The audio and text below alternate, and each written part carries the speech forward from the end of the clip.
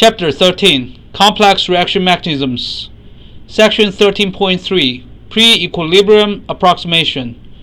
Consider the following reaction mechanism that consists of three elementary reactions: from A to I, from I back to A, from I to P.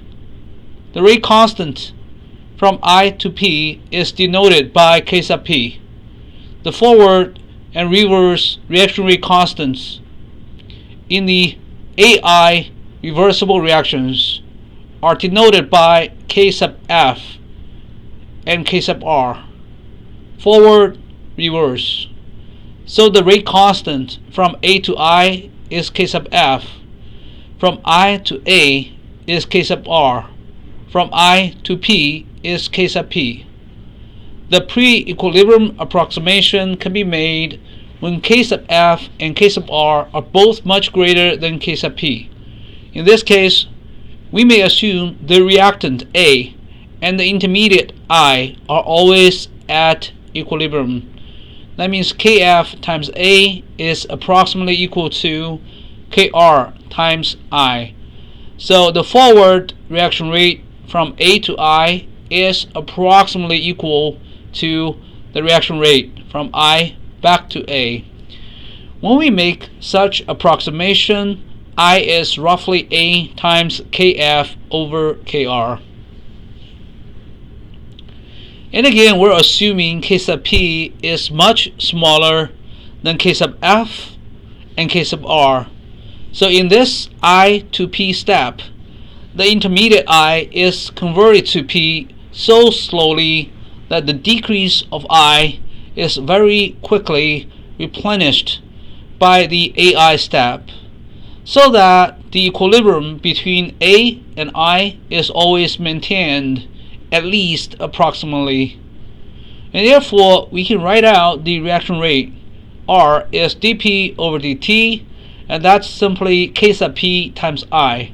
And we have I equals Kf over Kr times A, and then this R, the reaction rate, can be written as K sub P times K sub F over K sub R times the concentration of A.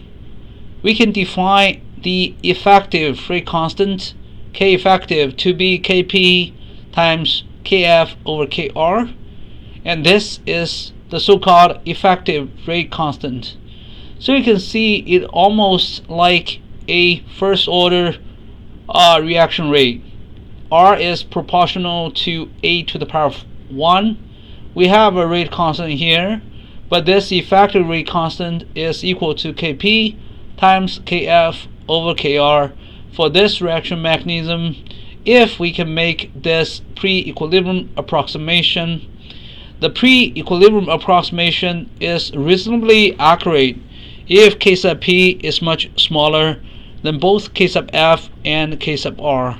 And again, when this I to P reaction breaks the equilibrium between A and I, well, the reactions between A and I respond really quick to restore the equilibrium, at least approximately. Now let's look at one numerical example problem. 13.3.1. Consider the following reaction mechanism that consists of three elementary reactions. Again, we have A to I back to A, and I to P. The forward and reverse reaction rate constants K sub F and K sub R in the AI reversible reactions are 400 per second and 800 per second. K sub P is only 0.002 per second. So you can see this K sub P is much smaller than K sub F and K sub R. That means we can use the pre-equilibrium approximation. Let's assume the initial concentration of A is given. Here, let's say it's 0.6 molar. How do we calculate the production rate of P at t equals 20 seconds using the pre-equilibrium approximation? Alright, now let's do this. At t equals 20 seconds, we can assume the concentration of P is much smaller than I and A. only because the production of P is extremely slow. You can see how slow it is. And then approximately we can say, well, I plus A is equal to A naught, and that's 0.6 molar. Alright, this is an approximation because I plus A is exactly A naught minus P. We're assuming P is really small, it's negligible, therefore I plus A is approximately 0.6 molar. Now let's make pre-equilibrium approximation. Alright, and then I times K sub R is equal to Kf times A. I'm assuming the reaction rate from A to I equals the reaction rate from I to A. And then we have this equation. The concentration of I is approximately Kf over Kr times A. We plug in these values. We have I is roughly 1/2 of A at 20 seconds. And we have the sum, we have the ratio, and then we can compute the concentration of A is 0.4 molar, the concentration of I is 0.2 molar.